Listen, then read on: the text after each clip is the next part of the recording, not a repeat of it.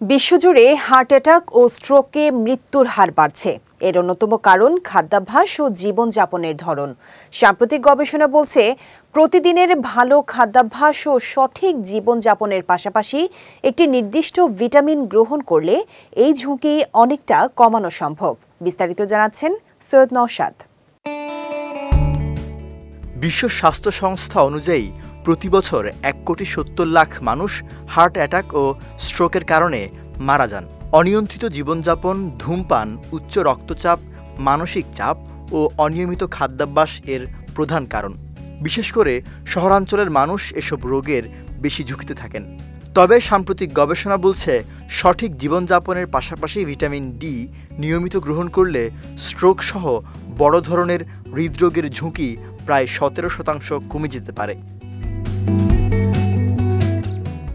যুক্তরাষ্ট্রভিত্তিক সাময়িকী নিউট্রিয়েন্টসে প্রকাশিত গবেষণায় দেখা গেছে, ভিটামিন ডি হৃদরোগ প্রতিরোধে উল্লেখযোগ্য ভূমিকা রাখতে পারে। গবেষকরা ভিটামিন ডি নিয়েছেন বা নেননি এমন ব্যক্তিদের মধ্যে পার্থক্য বিশ্লেষণ করে এ ধরনের কিছু ফলাফলের কথা জানিয়েছেন। তবে এই ভিটামিন খাবার থেকে খুব বেশি পাওয়া যায় না। ভিটামিন ডির প্রধান উৎস সূর্যের আলো।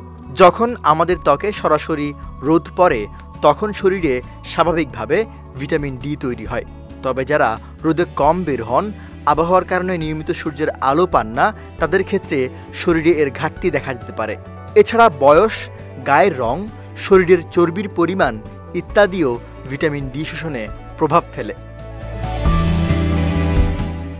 ভিটামিন ডি ও হৃদরোগ সম্পর্কিত বিভিন্ন গবেষণার তথ্য বলছে, অন্তঃসত্ত্বা নারীরা ভিটামিন ডি গ্রহণ করলে প্রি অ্যাক্লেমশিয়ার ঝুঁকি 60 ভাগ, গর্ভকালীন ডায়াবেটিস 50 ভাগ ও অকাল প্রসবের ঝুঁকি 40 ভাগ পর্যন্ত কমে আসে। প্রি ডায়াবেটিক রোগীদের ক্ষেত্রে হৃদরোগের ঝুঁকি কমে যেতে পারে।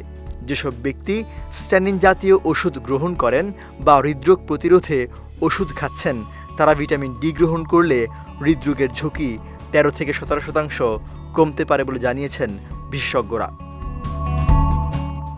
সৈয়দ নওশাদ, বিজয় টিভি, নিউজ ডেস্ক।